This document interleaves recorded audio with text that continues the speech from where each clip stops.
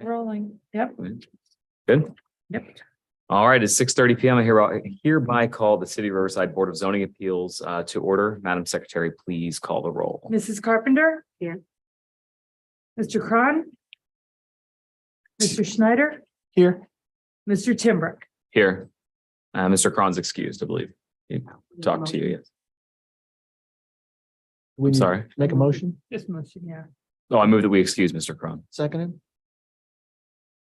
All those in favor? Aye. Those opposed? Motion carries. Lovely. We also have the set of minutes from the previous month's meetings from or from the last time we met, the end of February 28th. Are there any comments or corrections?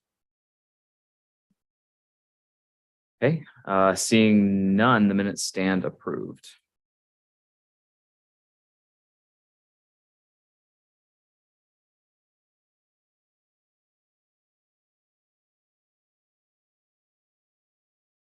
Pass that down, Madam Secretary. Okay, the reminder, adjust the microphone and speak directly into it as often as possible. And with that, we can go straight into our first case. BZA case 23-2 at 490 Woodman Drive. The city like to brief us on what's going on here.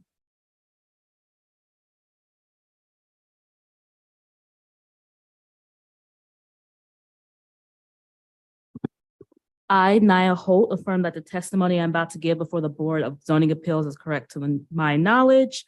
5200 Springfield Street.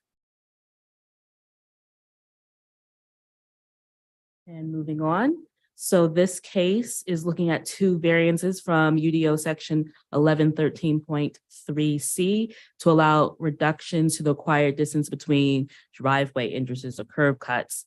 The first one is for the drive entrance on Burkhart and Burkhart Road in the adjacent drive that goes to the church that's next door.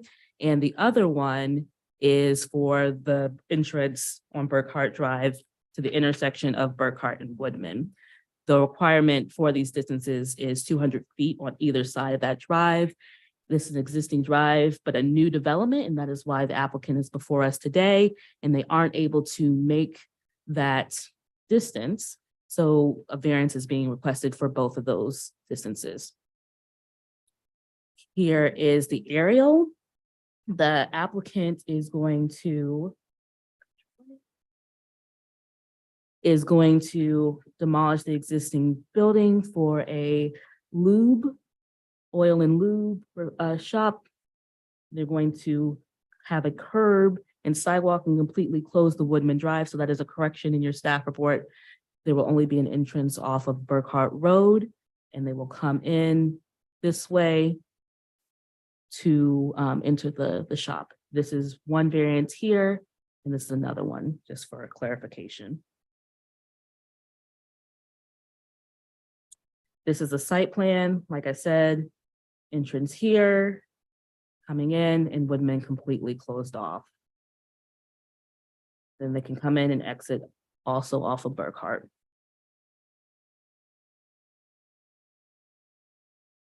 This is elevations of what the Take 5 oil, this particular proposal, their elevation will look like from all sides.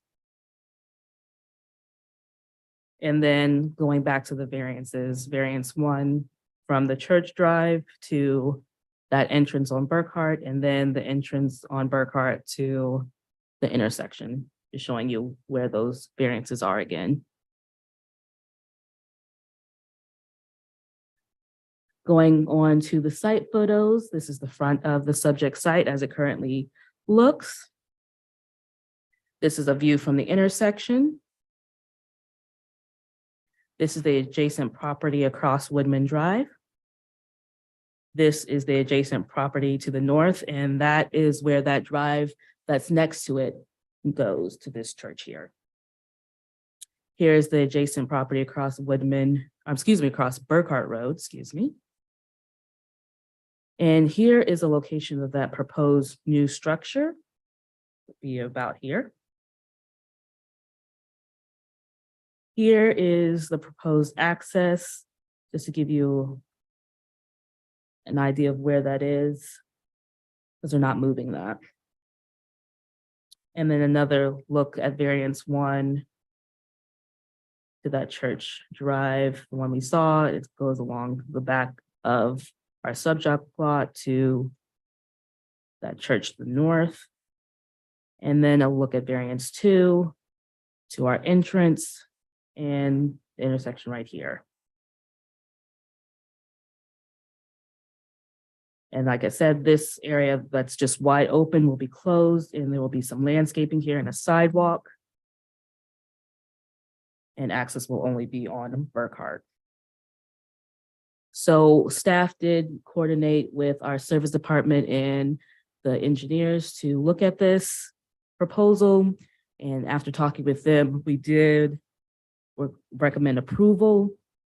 The applicant is with the spirit and intent of the zoning code, observing the public safety by eliminating access to Woodman Drive, since this is the more intense arterial road. It is 45 miles an hour compared to the 35-mile-hour Burkhart Road. So more accidents have happened with more injuries along Woodman, has been the risk assessment that the engineers found. And so with the 2 variances, we are recommending approval based on that information from the engineers. So these are your required actions to either approve with conditions, or deny. You can also continue if you need more information. There are 2 variances before you. Do you have any questions? I have a question. Can you Yes. Go back to the first screen, Naya, please. Of course.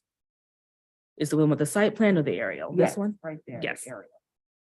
Okay, so they're gonna expand that entrance over on the left and right, or are they gonna keep that the same side, They're gonna keep it the same size. I was just showing you the distance. the distance? Yeah, these are the Okay. variances that they're, so this is by our code supposed to be 250 feet, but they are not able to meet that 250 feet.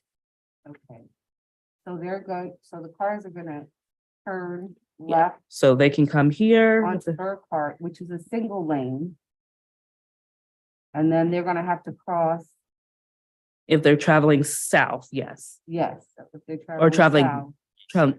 Yeah, sorry. Oh, yes. Yeah, so they please. turn east onto Yeah, Burkhart. They have yes. to turn left across the left turn lane, the Coming right here. turn lane, and the middle lane. Yes. Yes, That's what you're saying. Yes. Yeah. Without expanding that entrance, that's both the entrance and the exit? yes. Planning Commission did put a condition on their approval, their conditional approval, that the applicant and the property owner is responsible for controlling any stacking. So they do not allow stacking. They will have to show how they are going to control it during their certificate of zoning compliance application, whether it's signage, whether it's attended, how they're going to control the stacking, because they are not allowed to have cars Okay. coming onto Burkhart. So they'll have to come back with a full plan of how they're gonna deter the stacking? Yes. Okay.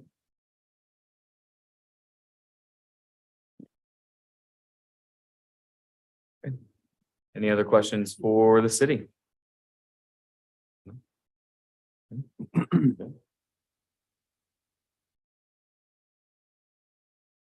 Right.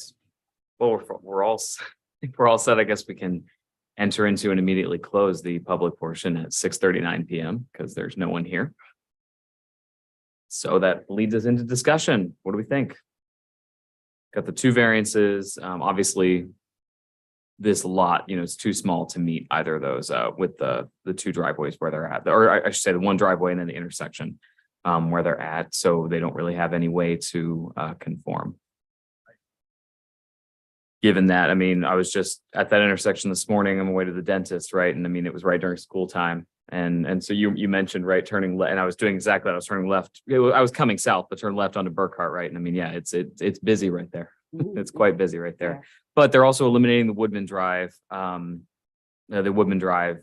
or exit, which I think is good because you come up down off 35 right over there and come down from from that direction, and that makes it hard. But I don't see how they could really use this property without this variance. So I think this makes complete sense to me to approve. They're not expanding or moving closer to the intersection or closer to the other property's driveway.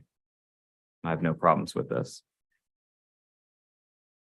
Other than the ones that I think Planning Commission already addressed when they talked about putting in, as I mentioned, the requirement that the owner manage the stacking of cars. So we don't have them backing up onto the road. Any other thoughts? No, I'm good. anything? Good, okay. All right, do we have a motion? Motion? Move that we accept both variances. Okay, do I have a second? Yeah. Second. All right, Madam Secretary. Please call the roll. Mr. Schneider, Yes. Mrs. Carpenter, Yes. Mr. Timbrook. Yes. Okay, motion carries.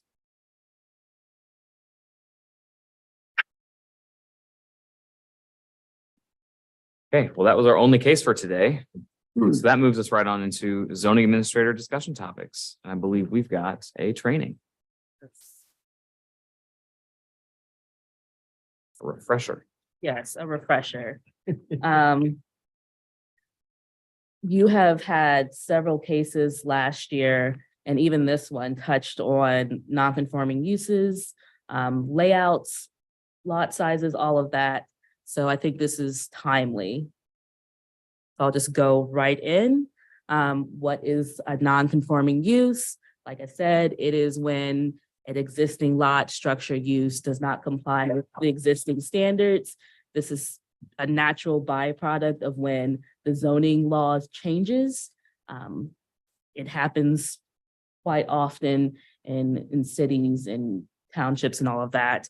When we make updates to the code, we should also make a distinction that legal non-conforming uses or lots do predate the zoning code, and illegal ones were not compliant with the code at the time of their establishment. So an example would be if it was illegal to have a 4-foot fence, but you built it anyway, and you're like, hey, well, I want to be grandfathered in, but it wasn't legal at the time, you would not be. And those types of uses are not protected if they were not legal at the time of the zoning code when they were built. So that's something to keep in mind. We had a driveway case like that. Yep. Yep. But I think that's what it was. So that's when we're making determinations about non-conforming uses. We always want to first determine whether they were legal at the time that they're dating back. So it's very important for us to see when it was established, when it was built, all of that. So most of this discussion will focus on legal non-conforming uses. And like I said, common things are setbacks, lot size, even residential uses in commercial zoning districts like we have along Valley Street. Mhm. So how do we determine? It's a lot of research. That's why I have these books here. In my former position, that's a lot of what I did was research on non-conforming uses. I had to go to like the archives and old books and look at, when this use exists. You can't see them on a zoning map because often they weren't recorded that way. You have to rely on that property owner to keep records and provide that, but also check them against the records that the city has. So people would give us like tax records or even bills that they paid under that commercial use if it was in a residential zoning district, for example. These uses do not require a rezoning or a variance or review. They just have to come and do the research and be established by that process. Most cities will have a process for non-conforming determinations.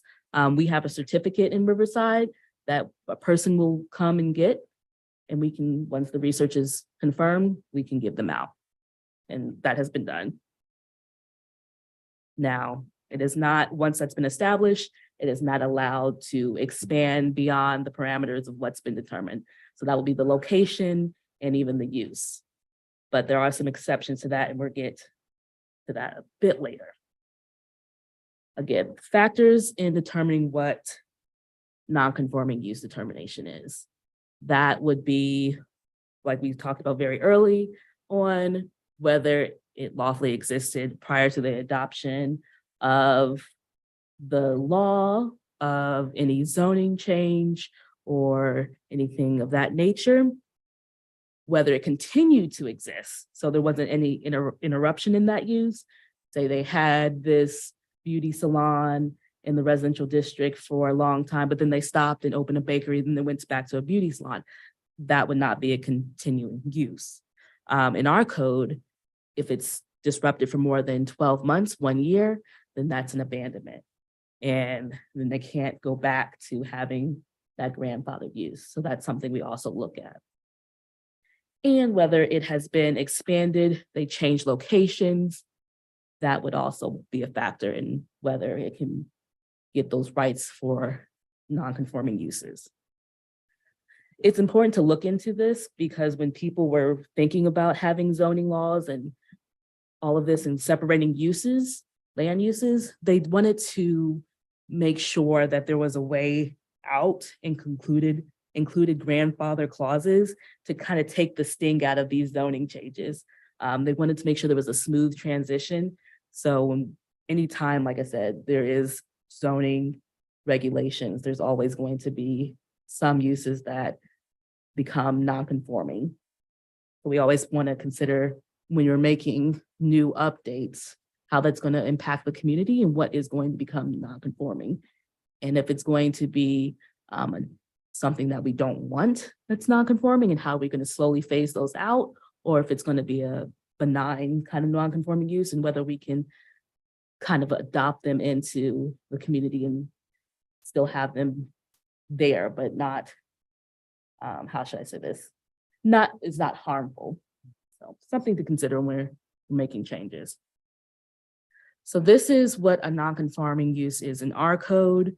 I've showed this to you before in some of your cases. You've seen this in your staff reports in several cases when they've claimed non-conforming or grandfathered rights.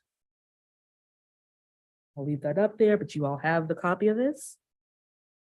And this is where your authority comes in. For us, people can appeal to you if they want to make changes to non-conforming. I don't think we've ever had anything, at least not to me. Have you guys seen any changes or substitutions? Okay, but this is in the code. So if someone wanted to change from one non-conforming use to another, they could, but they would have to appeal to you to do so. So if somebody wanted to go from a restaurant to a coffee shop, but it was in an industrial zoning district, they could potentially, if you found that it met the two criteria that you see here. The new use is the same or a lesser classification. And by classification, it's often thought of as the same zoning classification. Or two, it is no more intense than the previous non-conforming use.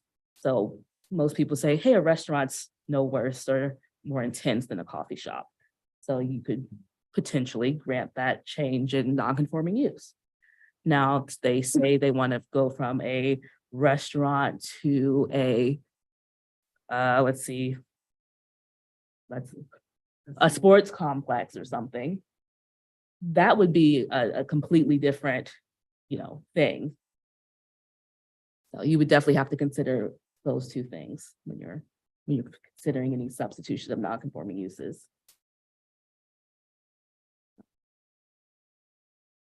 All right. Now, we talked about Valley Street because there's a lot of non-conforming uses along that strip of our city. But there's ways that it could be terminated or abandoned just by simply voluntarily abandoned by the property owner. They say, hey, I'd rather have a use that conforms. I think that's going to be better for me and for the property. Or they fail to obtain the proper licenses And the use for 12 months is, not in legal standing. Again, that's a termination of the non-conforming use. We talked again earlier about the 12 months not being used. Or if it's destroyed in our code more than 50%, then they lose their non-conforming rights.